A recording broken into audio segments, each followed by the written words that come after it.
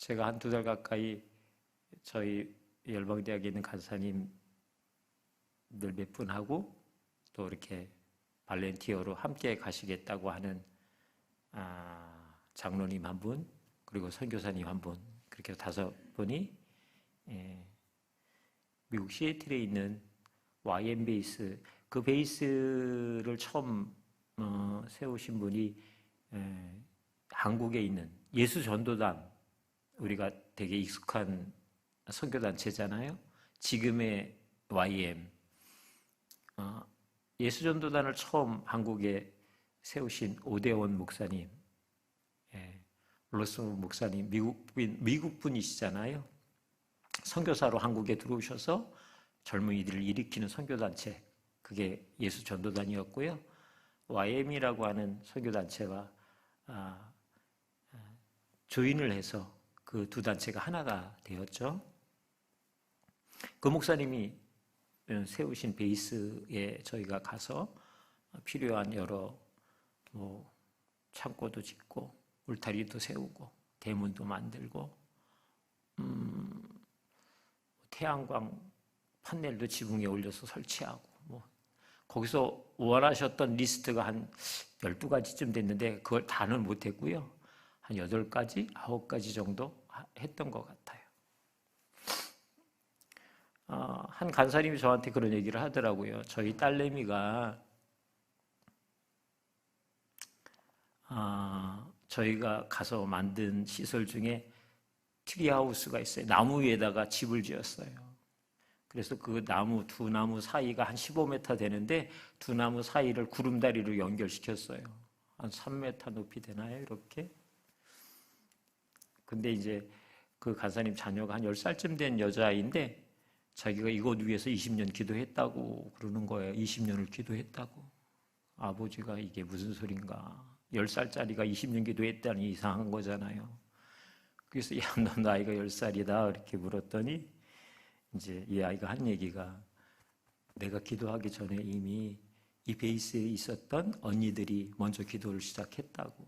그 언니들이 나만 할 때, 나보다 어릴 때 이미 이곳에서 그걸 위해 기도했다고. 그 언니들이 이제는 대학생이 돼서 이 베이스에 있지 않지만 나도 계속 기도했다고. 그래서 20년 기도한 거라고. 아이가 그렇게 얘기하는 게 참 대단하다 그런 생각 들었습니다. 놀이터 하나 위에서 20년을 기도하는 아이들. 그렇게 열악한 환경도 아니고요. 그 베이스가 막 초라하지도 않아요. 그런데 이제 이 아이들이 자신들 안에 그리고 또 그 베이스에 앞으로 올 아이들을 위해서 그런 공간이 있으면 참 좋겠다, 재밌겠다 이런 생각이 들었던 거죠. 그래서 기도했다고. 아이들도 20년 응답을 기다리고 믿음으로 기도했던 그 모습을 이야기 들으니까 저희들이 그 만들었던 것들이 그냥 우리가 가서 하다 보니까 만들게 됐어 이런 얘기가 아닌 걸 알게 됐어요. 그 베이스에 가서 제일 먼저 저희가 뭐부터 만들면 돼요? 그랬더니 간사님들이 트리하우스요. 그거부터 얘기하셨어요. 사실은 저는 50일 동안 계속 그것만 하다 왔는데요. 예. 그래도 너무 예쁘게 잘 만들어져서 너무 감사하고 거기를 막 즐겁게 뛰어놀고 그 앞에서 잔디밭인데 애들이 마음껏 막 이렇게 뛰어노는 그런 모습 보니까 너무 감사하더라고요. 건강하게 정말 잘 다녀올 수 있어서 너무 감사했고요. 제가 그 베이스에 있으면서 한 교회에 젊은 전도사님하고 전화 통화를 하게 됐는데요. 한국에 있는 그 전도사님이 저한테 그런 얘기를 하는 거예요. 우리가 모두 다 하나님의 구원받은 자녀라고 하는 신분을 가지고 있는 사람 맞죠? 그렇죠. 그런데 그 신분에 걸맞는 삶의 수준은 어떤지 이렇게 저한테 얘기하는 거예요. 우리가 구원받은 하나님의 자녀라고 하는 사실은 그것은 우리의 힘으로 능으로 얻은 게 아니잖아요. 우리의 어떠함으로 우리에게 주신 하나님의 선물, 그죠? 그거 아니고요. 그냥 하나님이 우리를 향한 그 사랑을 우리 가운데 그냥 부어주신 것이죠. 그래서 내가 하나님의 자녀 될 수 있는 이유는 우리가 예수 그리스도를 통해서 그냥 하나님의 자녀 되었다고 하는, 어떻게 보면 우리의 어떠함이 거기에 단 조금도요 포함되어 있지 않단 말이죠. 그런데 하나님의 자녀로서의 삶의 수준은 어떠냐고 자기 안에서의 고민을 얘기한 거예요. 그 전사님이 자기 안에서의 고민을 얘기하는 거예요. 내가 정말 하나님의 자녀라고 하는 믿음, 확신이 있는데 정작 내 삶의 수준은 과연 하나님의 자녀로서의 그 믿음의 삶의 수준을 가지고 사는 건지 자기 안에 갈등이 크다는 거죠. 그 얘기는 자기 속에 그것에 대한 만족함이 없는 거예요. 아쉽고 속상하고, 예. 여러분은 어떠실까요? 저에게도 동일한 이 이야기는 그냥 흘려보낼 수 없었던 이야기로 계속해서 남아 있습니다. 내가 하나님의 자녀된 것, 그거 참 은혜고 참 감사한 일이고, 그죠? 이루 말할 수 없는 정말 큰 복이죠, 복. 그런데 그 신분은 하나님의 자녀인데 그 신분에 좀 걸맞는 삶을 나는 어떻게 살고 있나? 신분에 걸맞는 삶.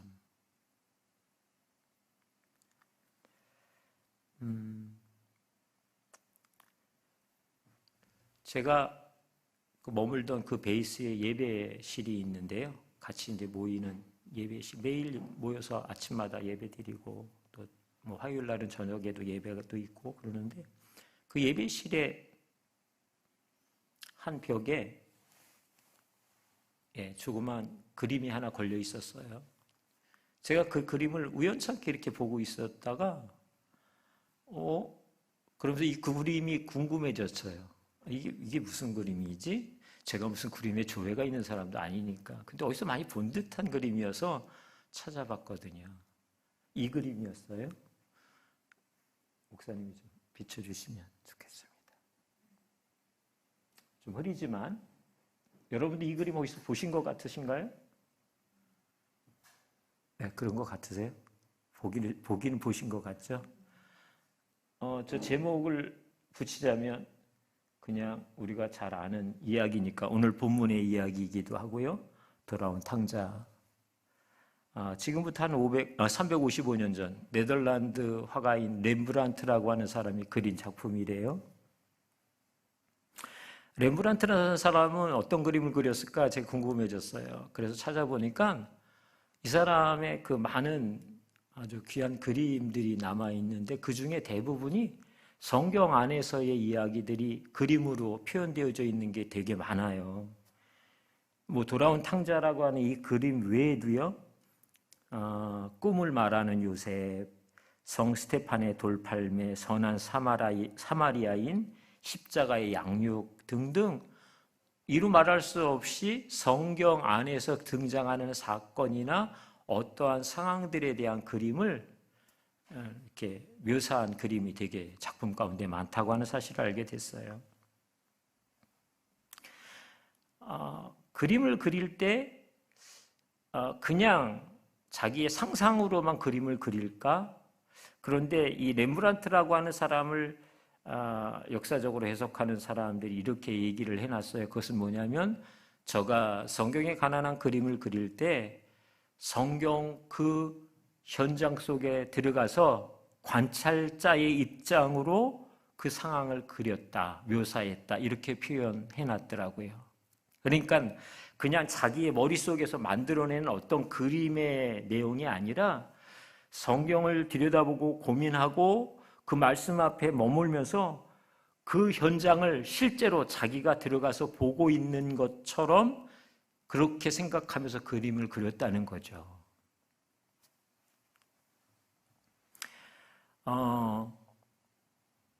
오늘 우리가 읽은 본문 안에 보면 저기 지금 뒷모습을 하고 무릎을 꿇고, 그죠? 한 늙은 아버지의 품에 안겨서 아마도 통곡하고 있는, 흐느끼고 있는, 그죠? 그런 한 젊은이의 뒷모습이 우리에게 보이잖아요. 신발도 신었는지 하나는 벗겨진 채 아주 남루한 모습입니다. 저 그림에서 여러분들 보실 때 형, 오늘 본문에 등장하는 형이 어떤 사람일까요? 어떤 사람이 형 같으세요? 네, 오른쪽에 빨간 망토를 뒤집어 쓰고 있는, 묵묵히 서 있는 한 형제, 큰아들이에요.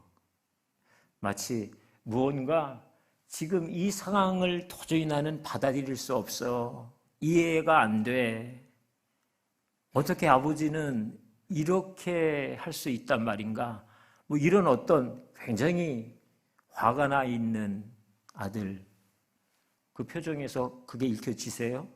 나중에 이 그림을 여러분이 한번 기회가 되면 좀 이렇게 컴퓨터에 찾으셔가지고 크게 확대해서 한번 보세요. 저희가 미처 못 봤던 몇 가지의 부분들이 드러나기 시작하는데, 제가 그거 보면서 와, 그럴 수 있겠다 이런 생각했어요. 우선은 우리가 알고 있는 탕자인데요. 여러분이 저 그림에서 잘 안 보여요. 나중에 가서 꼭 보셔야 돼요. 저 아들이 정말 뭐죠? 돼지를 치는 일, 정말 인생의 가장 밑바닥에까지 내려가잖아요. 아버지에게 있어서, 아직도 살아계신 그 아버지에게 있어서 자신의 유산, 사실은 엄밀하게 따지면 그 아버지의 전 재산의 3분의 1이 이 둘째의 몫입니다. 그런데 아버지가 살아있는 상황에서 유산을 요구할 때는 아버지의 전 재산의 9분의 1을 준대요. 그 당시의 법칙이라는 거죠. 9분의 1의 재산을 가지고 이 아들이 먼 나라로 떠났어요. 이 유대인의 관습상 살아있는 아버지로부터 유산을 받을 때 그 유산은 조심스럽고 좋은 일에 잘 사용하는 것, 어떤 그런 기준, 도덕적인 기준들을 가지고 있었다고 해요. 그런데 우리가 아는 것처럼 이 아들은 말 그대로 허랑방탕했다. 13절, 누가복음 15장 13절에 보면 한마디로 이렇게 표현했어요. 허랑방탕했다. 그리고 허비했다. 그러기를 얼마의 시간을 보냈을 것이고, 가지고 있었던 모든 재산, 그저 모든 재물들을 다 잃어버린 그 순간, 인생의 가장 비참한 시간이 이제 그에게 도래했죠. 자신의 목숨을 연명하는 것, 그것을 위해서 돼지들을 돌보는 일을 했단 말이에요. 유대인들에게 있어서 돼지라고 하는 짐승이 왜 부정한 짐승으로 취급받잖아요. 그런데 그 돼지를 돌본다, 이런 일은 유대인들에게 있어서 가장 경멸되어지고, 정말 누구도 원치 않는 일이에요. 그런데 이 아들이 그 일을 해야 할 만큼의 인생의 나락에 떨어진 거죠. 말 그대로 이거 안 하면 내가 당장 죽을 것 같아. 왜요? 먹을 것이 없어서. 그래서 마지막에는 돼지의 주엄 열매까지도, 돼지의 먹이로 썼던 그 열매, 종종 사람들도 먹었다고 그러더라고요. 돼지만 먹는 게 아니라 사람들도 먹었었대요. 그 열매 먹으며 근근한 삶의 자리를 유지하고 있는 거죠. 말 그대로 살아있지만 죽은 것 같은 인생을 살고 있는 이 아들. 근데 이 아들이 스스로 돌이켰다, 회개했다, 이런 얘기죠. 내가 이렇게 이곳에서 죽여 죽느니 내 아버지 집에는 품꾼도 풍족히 먹는데, 이제는 내 아버지에게로 돌아가서 아들이라 여김을 받을 것이 아니라 종의 하나로 나를 좀 받아주십시오. 나를 좀 그렇게라도 여겨주실 수 없습니까? 아마도 양심의 가책도 있고, 그죠? 너무 아버지께 잘못했구나, 이런 자책이 일어났나 봐요. 그래서 아버지께 돌아온 거잖아요. 근데 여러분, 저 그림에 보면 아들이 옆구리에 칼을 차고 있어요. 조그만 단도 같은 칼인데 칼을 차고 있다고요. 혹시 먼 곳으로 이방으로 떠나서 생활하면서 혹시 누군가 자신을 해할까 봐 자신의 목숨을 보호하기 위해서 그 칼을 가지고 있었던 것일까요? 이 그림에 대한 한 해설가는 이렇게 얘기했어요. 이 칼은 이 아들이 인생의 가장 나락에까지 떨어져 있었던 돼지를 치고 그것이 먹는, 돼지가 먹는 열매를 먹는 비참한 삶의 그 자리에서도 포기할 수 없었던 마지막 한 가지의 물건, 그것이 바로 이 칼이었다. 그것은 뭐냐면 이 집안의 가문의 표징 같은 거예요. 아버지가 이 아들에게 재산을 나눠주면서 이 칼을 주면서 마치 인장 같은 것. 얘야, 너는 누가 뭐래도 나의 사랑하는 아들이다. 잊으면 안 돼. 어떤 일이 있어도 내가 이 칼을 볼 때마다 내가 우리 가문의 귀하고도 귀한 아들인 것 기억해야 돼. 아마 이렇게 했을 거라고 하는 것을 이제 유추하는 거예요. 그래서 이 아들이 마지막까지 포기하지 않는 것, 그것이 칼이라는 거죠. 그래서 그 옆구리에 그 칼을 아버지에게로 돌아올 때, 그저 어떻게 보면 다 잃어버렸지만 그래도 내가 마지막 한 가지, 이것만큼은 포기할 수 없다 라고 해서 붙잡고 있었던 것, 그게 이 탕자의 허리춤에 차 있었던 자그마한 칼이에요. 제가 이 상황을 보면서 그런 생각했어요.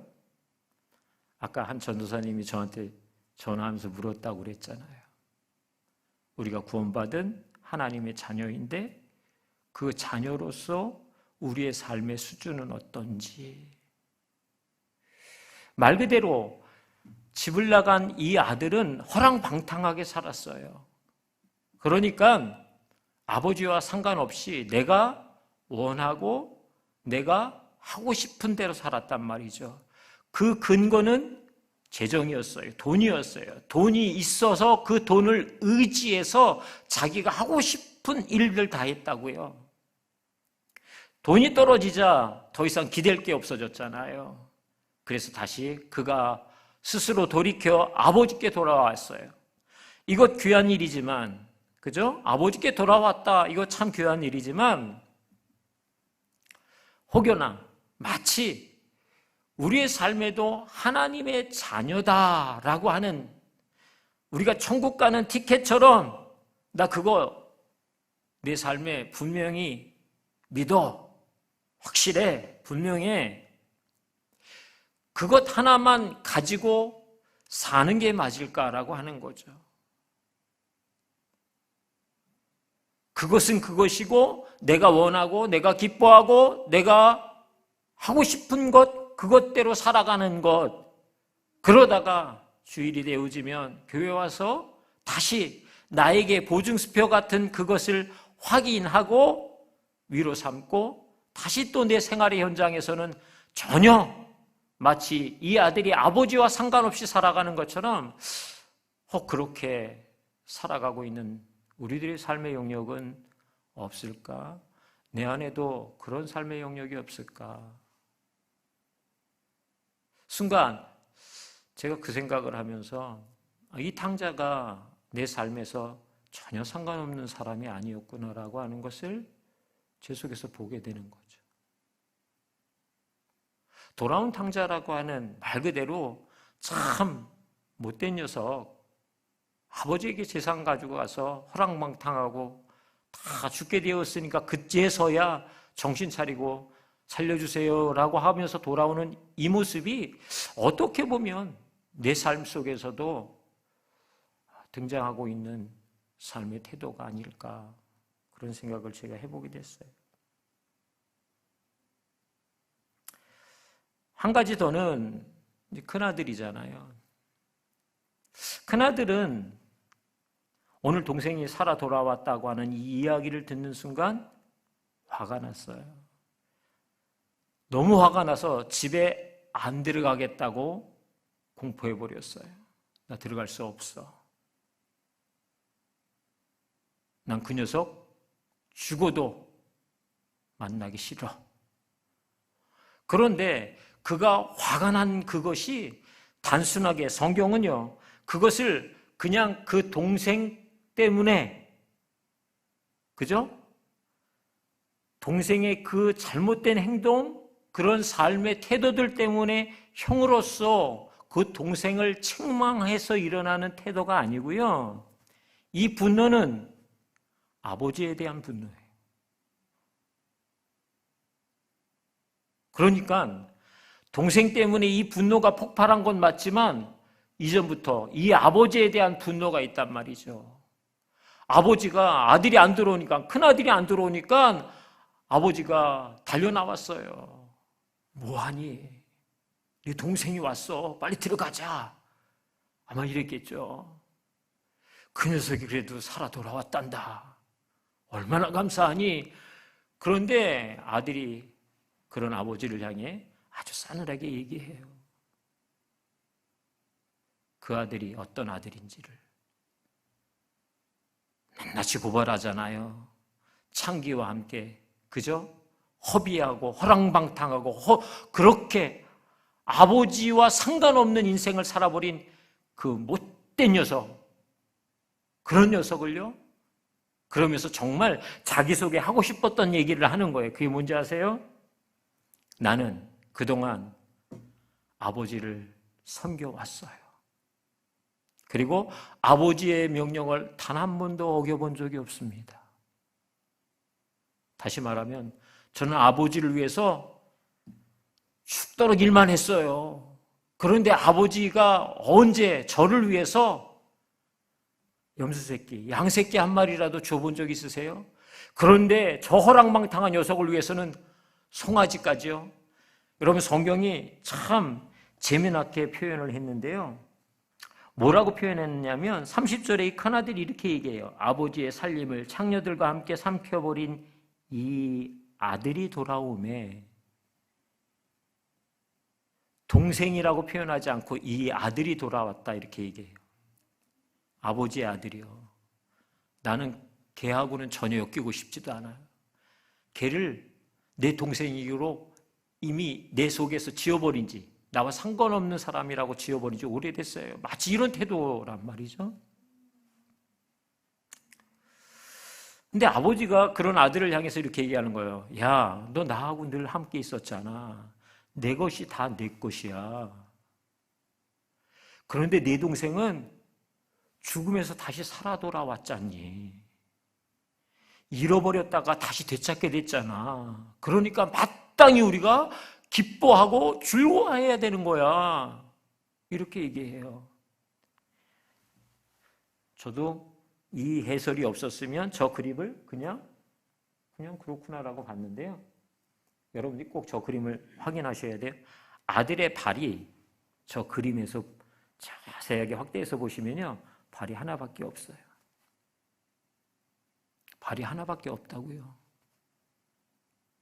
큰아들이 불구가 아니에요. 근데 발이 하나밖에 없어요. 발이 하나밖에 없다고 하는 것을 제가 다시 그림으로 확인하면서 이 사람이 잘못 그림을 그렸나? 근데 문득 제 마음속에 이런 생각이 들었어요. 그게 뭐냐면 아들은 오늘 아버지 곁에 한 발을 디디고 있지만 또 다른 한 발은 아버지와 상관없이 다른 곳에 그 발을 디디고 하는 이중적인 모습. 아버지와 함께 아버지를 섬기고 아버지를 위해서 죽어라 일만 하고 아버지가 뭐라고 얘기하면 한 번도 불순종해 본 적 없이 그렇게 지금까지 정말 내가 살아왔는데, 그런데 그 속에 화가 있어요. 아버지에 대한 서운함이 있어요. 아버지는 나에게 그냥 일만 시키는 아버지처럼, 아버지는 언제 나에게 정말 선물과 큰 기쁨을 그렇게 나에게 만끽할 수 있도록 나를 칭찬해주고 벗들과 함께 즐길 수 있도록 그런 장을 만들어주지도 않는 인색하고 일만 시키는 아버지, 그렇게 생각하고 있었단 말이죠. 이 아들이. 아버지가 얘기해요. 아니야, 내게 다 내 것이야. 아들이 왜 이렇게 화가 나 있었을까? 한 성경학자는 이렇게도 이야기를 하더라고요. 그것은 뭐냐면 아버지 유산을 빨리 내가 가지고 내 마음대로 쓰고 싶은데 아버지가 아직 안 돌아가시는 거예요. 아버지가 빨리 돌아가셔야 그 유산 내가, 그쵸? 그 첫째, 둘째 녀석이 가지고 갔던 9분의 1 외에 나머지는 다 내 거라는 거죠. 이제는 내 몫이 훨씬 커졌잖아요. 그런데 그 몫을 내 마음대로 쓰고 싶은데 아버지가 아직도 살아계셔. 아버지에게 순종하고 아버지를 위해서 일하는 것 같지만 그것이 아버지를 위한 순종과 아버지를 위해서 일하는 게 아니라는 거예요. 오히려 그 속에 아버지에 대한 원망, 빨리 무언가 내가 취해야 할 것들을 다 취해서 내 뜻대로 살고 싶은데 떵떵거리며 내가 주장하며 그렇게 내가 하고 싶은데 그게 안 된다는 것이 그 속에 어느 날부터인가 분노로 차오르기 시작했다고요. 그러니까 오늘 이 그림에서 이 큰아들은 오늘 자신의 아버지 그 집 한가운데에 함께 있지만 그렇죠? 또 다른 발 하나는 없는 거예요. 그곳에. 이중적인 삶. 저는 이 화가가 그거를 생각하고 이렇게 그렸을까? 모르겠어요. 그건 모르겠어요. 그런데 그냥 그 그림에서 아들의 발이 하나밖에 없다 이렇게 표현했기 때문에 제가 느끼는 느낌이 그냥 그렇게 와닿았던 거죠. 우리도 종종 마치 한 발은 주님 편에 또 다른 발은 세상과 내 원하는 그곳에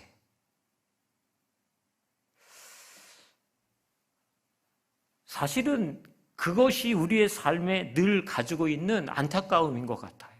우리 스스로도 내 믿음이, 내 신앙이 왜 이것밖에 안 될까라고 스스로 자책하게 되어지는 가장 중요한 이유 중에 하나가 한편으로는 하나님 앞에 있는 것 같지만 또 한편으로는 왠지 하나님과 상관없는 삶의 그 자리에 내가 원하는 대로 살아가고 있는 내 모습. 도대체 어떻게 해야 하나님 편에 내가 가진 그 두 발을 다 굳게 딛고 하나님 앞에서 살아가낼 수 있을까? 그렇게 살아가지 못하고 있는 가장 중요한 이유는 뭘까? 제가 가서 계속 읽었던 성경이 역대하였는데요. 역대를 보면서 한 가지 알게 됐죠. 그것은 왕의 이야기가 계속해서 기록되어져 있어요. 어떤 왕은 하나님 앞에 하나님이 기뻐하시지 않는 삶을 살아 결국 그것에 대한 열매를 먹어요. 어떤 왕은 하나님이 기뻐하시는 삶을 산단 말이죠. 그것으로 인해서 하나님이 그를 인정하고 그의 삶을 축복하실 뿐만 아니라 그가 다스리는 나라도 축복하시더라고요. 근데 그 두 가지의 길을 나누게 되어지는 가장 중요한 한 가지, 그게 뭐냐면 겸손, 교만, 이 두 가지더라고요. 겸손, 그것은 뭐냐면 내가 왕이니까 내 뜻대로 내가 하고 싶은 대로 내 명령과 내 능력과 내 힘을 얼마든지 행사할 수 있어 라고 생각하는 왕들은 보니까 하나님 앞에 그 삶을 드리지 않고 있더라고요. 그게 교만이에요. 겸손, 결국 뭔지 아세요? 하나님 아니면 안 됩니다. 그래서 내가 선대의 경험도 있고 내가 오늘 한마디면 부릴 수 있는 수십만의 병사들이 있지만 그들을 먼저 의지하지 아니하고 하나님 앞에 나가 의논하고 묻자와 가로되 이렇게 얘기해요. 그게 겸손이죠, 겸손. 여러분, 우리에게 있어서 사실은 집 나간 탕자가 돌아온다라고 하는 것의 가장 중요한 포인트는 겸손인 거예요. 돈이 있을 때는 얼마나 잘 나가는 인생처럼 보였겠어요. 그죠? 아버지의 품을 떠나는 게 전혀 문제가 되지 않았어요. 오히려 그게 훨씬 자유로웠어요. 그런데 그것이 다 자기의 손에서부터 사라지는 순간 그가 심각해지잖아요. 아버지의 지위에 돌아가야지 스스로 돌이켰다. 겸손이라고요.